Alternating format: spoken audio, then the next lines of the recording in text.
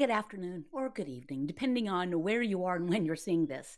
And I wish you guys could see the number of birds on our bird feeder right outside. We are in full blown spring here. Hi, I'm Casey Durango of Go Keto with Casey, where I talk about how I lost 97.4 pounds after starting the ketogenic protocol, how you may be able to lose weight, improve your health, and regain control of your life. And thank you for allowing me to be part of your day. If you are seeing this on YouTube as a replay, I encourage you for the next live stream or in the future to join us here on Crowdcast. It's free, it's easy, and there's some nice features, and you can comment in real time. Let me first say hello. Juliet writes, so excited. My first event. I became a patron today. Thank you, Juliet. And Kimberly Reed, good morning, everyone. And Kimberly, I want to thank you for your previous support a couple of weeks ago. I very much appreciate it. And let's just jump on in. First of all, some housekeeping. If you are new to Crowdcast, there is a speech bubble with a question mark in it. If you have a comment or a question or feedback or an observation or just want whatever you're thinking to be shared and pinned, write it in that speech bubble, and I'll be able to go to it and answer it directly. And when I click start answering, the question appears on the screen. It's pretty cool. But no one needs to write or say anything. Respect privacy. Okay. So today's topic is, and I've really held off. Unless someone asks me directly, I have not commented on the idea of the injectables that are all the rage for bringing down glucose and A1C and maybe losing a few pounds.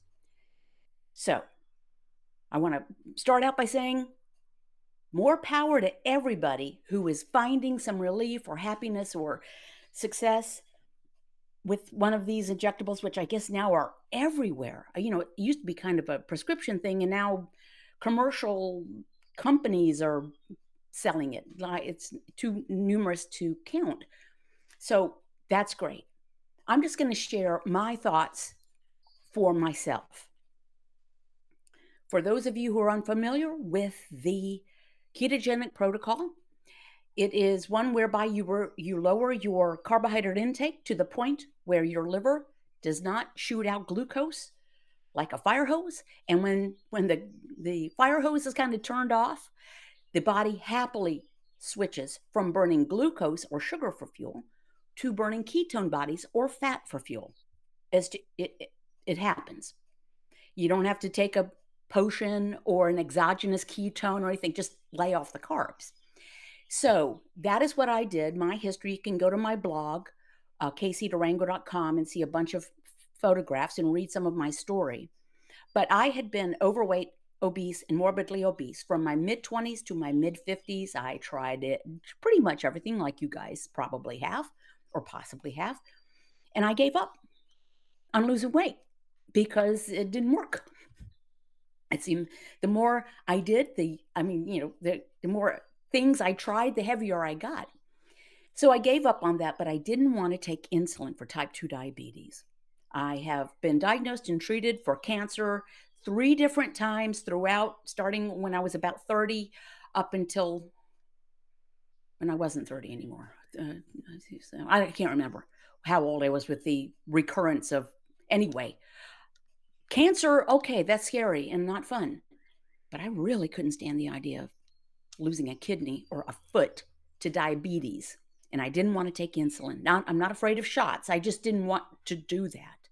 So I Googled how to not take insulin for type 2 diabetes, came across the white coat video of Dr. Eric Westman of Duke University, who is now a pal. I was never his patient. But the message was, keep your carbs 20 grams or fewer a day. Total, not net. Net carbs just means more carbs. If it's not on page 4, it's at my blog. You can go to resources and see his food list, but you don't even need a food list. Don't eat if you're not hungry. Stop eating when you've had enough. And I've added be patient and persevere. That's it. So what does this have to do with Ozempic and Wegovy and all the other names? I'll give you my thoughts, but I do want to say hello to people as they pop in. Carmen, good morning from Miami. Okay, let me again. If you're taking an injectable and you're having good results and you're pleased, great. My understanding is that if you stop taking it, then things can kind of reverse. Well, that's not so outlandish. That can be with a lot of medications. But to my thinking, I've gotten the benefits, and many other people have gotten the benefits of lowering your A1C, lowering your blood glucose, coming off of medications, losing a few pounds, etc., by laying off carbs without the injections. Because my understanding is that Ozempic and all these GLP-1 injections, they kind of suppress appetite, they they trigger some hormonal responses and lower your appetite. Well, that's what happens when you lay off the carbs and you start becoming a fat burner. Your appetite and your hunger is reduced. Well, let me put it this way, your hunger is reduced. Appetite in my mind is a different thing, and the appetite is what we have to work on. Think of appetite as, ooh, I really like to eat. So I want to eat right now. That's appetite. Hunger is, oh, I need to eat right now. I need some fuel. So I think that one can get the same effect as the injectables by just laying off the carbs. But beyond that, here are my thoughts on this as well. And by the way, some people say, well, that's not good. Keto's not good because if you go back to eating carbs, you're going to reverse everything. Exactly. If you stop taking the injectable, things will go back, right? It's the same thing. If you are taking medication for high blood pressure and you stop taking it, your blood pressure can go up. But here's the other thing. And y'all maybe share your experiences. If you are taking it and happy and having good results. Okay, so I have a private support group on Patreon. Thank you and thank you. Yeah, thank you, patrons. Several, I don't know how many, I don't count, have had bariatric surgery and they lost weight. And then they started putting weight back on. And so they I'm sure they've tried, gone other places, but I have many, many patrons who have had bariatric surgery. What does that have to do with Ozempic? Because I hear from these folks, and to a person, they say, yeah, the surgery went fine and I got care. And then it was like, have a good life from the medical providers. The, the food issues were not addressed because if you've had bariatric surgery and your tummy is now this big, but you find a way to plow through the uncomfort, the discomfort of eating more than your capacity because you like to eat the food. And I liked eating the food. So I'm casting no shade. What if that same thing happens with people taking the injectable? You kind of have a mindset of, well, I'm taking the injectable, but man, those French fries look good. And so, regardless of hunger, appetite takes over, even if you're on an injectable. That's just my thinking. Maybe I'm just wrong on that. I didn't want to take insulin for type 2 diabetes. If Ozempic and all these others were available when I was, heavier, a lot heavier, I don't know, maybe I would have thought about it, but I don't think so. I don't think I would have, because I didn't even want to take insulin to bring down blood sugar. I really wouldn't want to take a weekly injection that is expensive, by the way. You know what doesn't cost anything? Not eating the carbs. It costs zero. As a matter of fact, our grocery bill, my husband and myself, continues to come down. I keep a lot of records. And the most recent 12 months grocery bill compared to the previous 12 months is like $1,014 to the good. So do what works for you. There are many paths to get to the same destination. Just if you're on the fence, if you haven't tried keto yet and you're thinking maybe I should take the Ozempic, maybe you give keto a try. For 2 weeks. Just really do it though. Really do it. Keep your carbs 20 grams or fewer. No keto snacks, no keto, supposed keto foods, because keto's not a regulated term. They can smack that on any box they want. Keto friendly. What does that even mean? Lay off the carbs. Eat fatty sources of protein, non starchy vegetables in limited amounts, leafy greens in limited amounts, and some full fat dairy in limited amounts. Don't eat if you're not hungry. Then we have to recognize what hunger is after decades of just eating every 2.5 hours. Whether we were hungry or not, maybe when you're a sugar burner, your brain can call for more glucose. Not really calling for more food, but about the only way to get that glucose in there is to eat some food. But when you switch over to burning fat for fuel, your brain is happy burning ketones. And so you're not calling for food or glucose every 2.5 hours. Give it a try. Think about it. And keep in mind, just like there are people who are type 2 diabetic who know that laying off the carbs will help with that. By the way, if you're taking insulin for type 2 diabetes and you're going to, reduce the carbs, do it under doctor supervision, because just laying off the carbs will lower your blood sugar. And if you're taking insulin on top of it, the insulin can become too powerful. And hypoglycemia is very dangerous, as well as hyperglycemia. But anywho, there are people say, yeah, I'm going to keep taking my insulin, but I'm not passing on dessert. So, you know, we have to know ourselves, and we have to try to make the best decisions for ourselves that we can, informed and reasonable, and that suits us. What suits me is just eating nutritious food, but not carbs. No, there's carbs in everything that humans eat, and there's fat and protein in everything that humans eat. But non-starchy vegetables, leafy greens, which I don't even eat that much of anymore, not because I'm a carnivore, but because I don't eat that much food in general.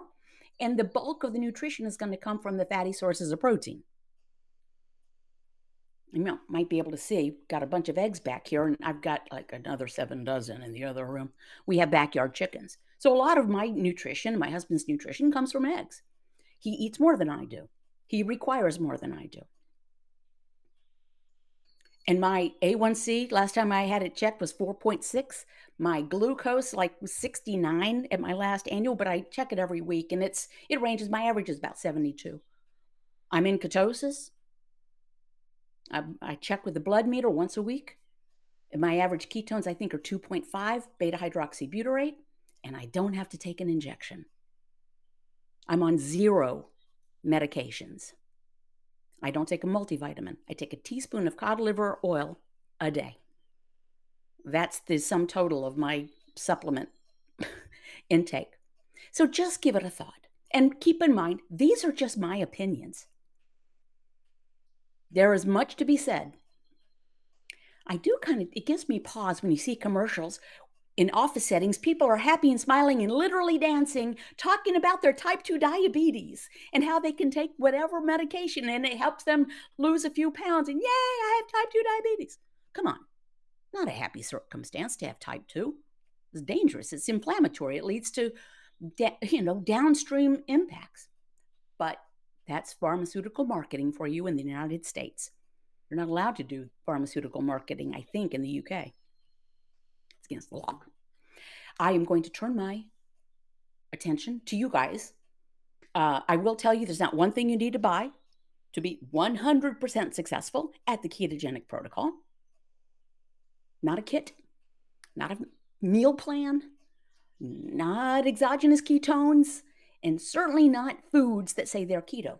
But I will happily sell you a green book. Go to my blog, and the sidebar is Casey's 12-month journal with stump, or a t-shirt at my spread shop. This one, designed this one. It reads keto in American Sign Language, KETO, or a mug, or join my Patreon group. You can do it for a free trial. Stay for a week. If you like it, you stay. If you don't, you won't. And you get morning snippets. I've done like 1,887 pre-recorded video snippets every weekday morning. And up from there, patron-only live streams here on Crowdcast, and up from there, monthly one-on-one with me. Now, that commercial is over. If you can hit subscribe, if you're viewing this on YouTube, or if you can like, I have a support button below here where I really appreciate it, just trying to earn my keep. And now here we go. Colleen S. writes, good morning, y'all, from Michigan. Teresa Rutherford, good morning from Oregon. So we've got Miami to Oregon. Deborah Ruffin, good morning from Vernon, British Columbia. Beautiful sunny day. And Karen Callahan, I have two friends that lost an incredible amount of weight, lifelong struggle, on GLP-1s. And now, very sad that they are gaining weight back. I feel so sad for them. I think this was, I really think we're going to hear more of this because, and who knows, I don't know what their circumstances are. And maybe you don't either, Karen. But just like with the bariatric surgery, if you don't address the issue with the food,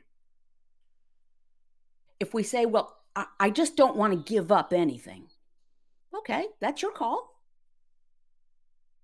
Don't be cavalier and say, well, it's my health, I'll be okay. No, if you become very ill, unless you have no one in the world that cares about you, and you are independently wealthy and will not rely on other people footing a medical bill, you're just offloading.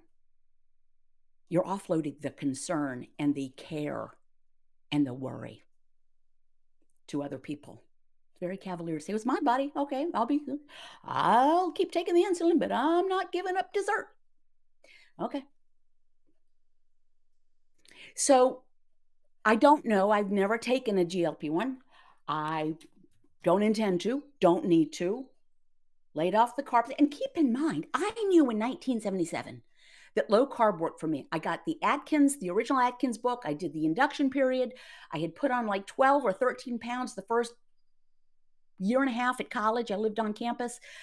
And so I did the induction, lost the weight, tossed the book. So I knew since 1977 that it worked for me. And then I went through all the other things, and I was really cute and young at the time, so it wasn't a big deal. And I knew, again, in the early 2000s that it worked because I tried the low fat. I tried the Jane Fonda working out. This is after I had our second child. I put on 60 pounds with that pregnancy. And he was a 10-pounder. And I lost like no weight. Even after he was born, I just continued to put on weight. And then I get low down, you feel bad. Okay, then let's do low fat. So I would eat bowls of plain pasta. You might as well eat sugar. Anyway, I didn't know any better. So I kept trying, but I would tell myself, well, I know low carb works, but I can't see going the rest of my life without eating tortilla chips, particularly when my old man makes some of the best salsa you will have ever eaten. So I would tell myself that I wouldn't be able to give up tortilla chips. And you know what? I couldn't until I did. And now I have no interest in tortilla chips. I haven't had a tortilla chip. Okay, I started this January 8th, 2014. Probably the weekend before that, we'd been at our favorite Mexican restaurant, and I'd eaten two baskets of tortilla chips and a pollo loco salad that comes in a big flour tortilla. But I haven't had one since, and I haven't wanted one. I don't care about it. I thought it was impossible. I thought it was impossible until I did it. So if you've tried before and it's, I had several at-bats to do this. I think what happened was my motivation changed from cosmetic to health. And I knew at my next doctor's appointment, it was going to be because our very good doctor in my medical records, Casey continues to struggle with her weight. I continue to recommend more exercise and a low-fat diet. And I was just getting bigger and bigger. And I knew type 2 was in my future. Everyone in my family, just probably some of you and just like that, right? You're surrounded by people with type 2. I still want to take insulin for type 2 diabetes. And so I don't want to take a GLP-1 for it either. Kimberly Reed writes, can you talk a bit how to recognize true hunger and how to know when you've had enough? I'm working on this, but after years of not listening to my body It's been a bit of a challenge. Thank you for the question, Kimberly, or Kim, if you go by Kim. Um, yeah, that is when I list off the things. Keep your carbs 20 grams if you're not. If it's not on page 4, don't eat. Don't eat if you're not hungry. I usually point out that's the most challenging part. It was for me. I have a magnet and a sticker that's like that you can see at my spread shop. That is a picture of an opened refrigerator, and it says, "Are you here out of habit or out of hunger?" It is a different sensation. Like I said, when you're burning sugar for fuel, glucose, the brain burns through it very quickly. It's like it's an energy hog. But glucose can't be stored in the blood. So when it's kind of depleted, the brain says, "Get me some glucose." But we're thinking it's saying, "Get me a cookie." It's calling for glucose. So that's brain hunger. When you're burning fat for fuel, it's present, but it's not an emergency. Right? So I'm peckish right now. I haven't had any solid food today. I've had a couple of cups of coffee with cream, heavy cream, measured 2 teaspoons each. And I tend to push the peckishness because I've got other things to do. It's not a big problem. My level of peckishness can remain the same for 2, 3, 4 hours. And then I eat something. But let me tell you what, a real pro tip as far as stop when you've had enough, because this is hard. Eat slowly. It's a pro tip. I have shared this many times with my patrons. So I'll make, some plate for myself. And my husband and I rarely eat together. I mean, we are together, but he's eating and I'm not, or I'm eating when he's working. But I really enjoy the food I make. It's, a cheesy omelet or something, and maybe it's some nice thick bacon. And I'll start eating it. I'll say, "Man, I might make another plate of this. It is so good." And who's going to say boo to me? And it's all low carb. And sometimes I would have done that years ago, even on keto. But now I eat very slowly. Now, why would that make a difference? Because there is a hormone called leptin. It's the so called satiety hormone. Ghrelin is the hormone that says you're hungry. Leptin says you've had enough. But it takes several minutes. I don't know how long, and it might vary person to person and change over the course of a lifetime. It takes some time for that message, "You've had enough," to get to the brain. So let's just use an example.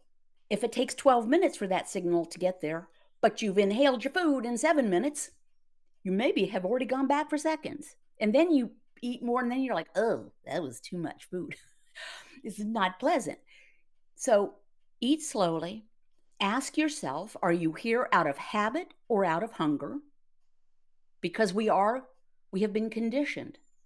Breakfast, most important meal of the day, not eat every 3 hours or you'll ruin your metabolism, which is just crazy.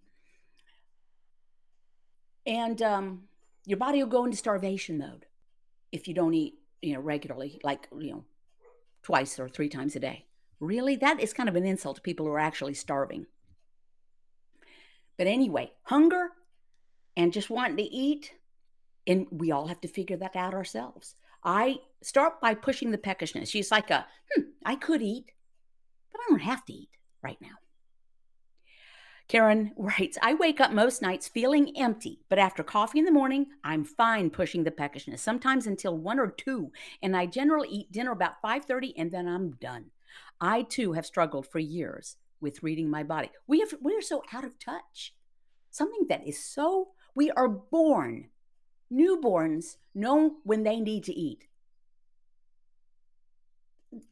They're not 24 hours old yet. They know when they need to eat and they let us know. They don't have to say, "Oh, wait a minute, is it time for me to eat?" No, they just, "Give me some food." But then we start, even when they're in the high chair, forcing them to eat 4 ounces because that's what some book said, 4 ounces of applesauce. "Oh, finish it, finish it." And from then on, Katie bar the door. I am going to, let me see. Oh, I'm sorry. Sorry. Thank you, Carmen. So Carmen, watch what happens on the screen. Carmen asks, how do you know when you are getting enough protein? Okay, protein is a somehow this got all in protein. I default to protein. I know I'm getting enough because that's pretty much I'm eating fatty sources of protein. There is a formula and it's variable. The formula is kind of eat 1.5 grams of protein for every kilogram of reference weight. 1.5 to 2.25 or 2.5. Let's call it 2.25. 1.5 grams to 2.25 grams of protein for every kilogram of reference weight. Reference weight means what your body should weigh if it didn't have loads of fat on it. Now, okay, so maybe you can figure that out. But look at that variable 1.5 to 2.25. That's a 50% swing. And that's as good as they can come up with. You just kind of, our body just kind of knows when it's had enough because you feel kind of, protein's very satisfying. But I don't load up on protein. I eat eggs, beef, chicken with the skin, bacon with the fat, pork chops with the fat, but not lots and lots and lots. But if I only have an opportunity to eat one thing and I'm actually hungry, uh, Costco sells rotisserie chicken breast that comes from their actual rotisserie chickens, and it's just the breast meat, and it's like it's not pure protein, but it's mostly protein. So I'll have a little bit of that, and it's very satisfying. I don't think we need to worry about getting enough protein. I think our bigger risk is overeating in general because, the person who says you must eat 200 grams of fat to burn fat, ugh, no. That you must get in so and so, no. That, no, I think if we listen to our body. So just just don't eat if you're not hungry. Start with the fatty source of protein. And that's one reason I don't eat that many vegetables now is because I don't eat that much. And I don't shun vegetables. I just don't eat that much because I don't require that much because I'm a short of stature and I'm kind of a runt and I'm older, and I'm not pumping iron. So that's it. It's a good question and it comes up a lot. And this is another thing. We want to be told exactly how much to eat. Our great grands had no idea. They had no idea. At least my great grands. My both my I both of my parents' families were older. My grandmother was born in 1881. She was one of the first people to give herself insulin for type 1 diabetes. But she didn't know how much protein she ate. Can you imagine? So let me get back here. I hope I didn't delete something. I always wonder. Where did it go? There we are. Whew. Kimberly Reed writes, the amount of, quote, information out there can be overwhelming and only adds to the confusion. I really appreciate that you always bring things back to common sense. Well, thank you very much, Kimberly. I have gotten comments and people have unsubscribed and left me because they say, you just say the same thing over and over again. Yep. Because it hasn't changed for me. What worked for me starting January 8, 2014 has not changed. The only thing that's actually changed, besides the fact that I'm much older, is the fact that I eat less than I did then. I mean, I was like a kid in a ranch dressing store when I started because I was able to eat the things that I'd been denying myself, and it was so good and delicious. And I required more fuel because I was 100 pounds heavier. I require less. But the message has not changed. Keep your carbs 20 grams or fewer a day, total, not net. And I'm probably at about 6 or 8 grams of carbohydrate a day. Because most carbs on this protocol come from the vegetables, and I just don't eat many. Keep your carbs 20 grams or fewer a day, total, not net. If it's not on page 4, if you're watching this on replay, link below or go to my blog and you can get it. But you don't even need it. Don't eat if you're not hungry, which was the most challenging part for me. I had to learn. And stop eating when you've had enough. The next most challenging part, because sometimes you get a good momentum going, right? And some foods are just so good. DH, it gives a thumbs up. And Karen writes, "You're over and over keeps me focused and determined." Well, thank you very much, y'all. I really appreciate you allowing me to be part of your day. And I'm going to, you know, we make our decisions. Let's give ourselves some credit. Don't let an app tell you what to eat, or for heaven's sake, there are like time restricted eating apps. Isn't that called a watch? But I don't do time restricted eating. It just kind of naturally falls that I eat much less because I require less. So there. And if I change my activity level, that might change. JACK is whining at the door. I am going to have to sign off so I can let old guy Jack out. He will be 15 in about 2 weeks, and he's doing great. And Colleen writes, pair of hands, thank you, thank you, thank you. And know that you can do this, that if I can do this, I am not particularly disciplined, opposite. I don't have great willpower, opposite. I'm pretty much a spoiled brat. True. It is true. So if I can do this, you can do this. Cut down the carbs. Pay attention to your hunger and actual hunger and appetite level. Recognize when, oh wow, I forgot to eat lunch today. I was so busy. What? Forgot to eat? What? That starts happening. And have faith in yourself. And y'all take care. Be sweet. Just don't eat sweets. Bye.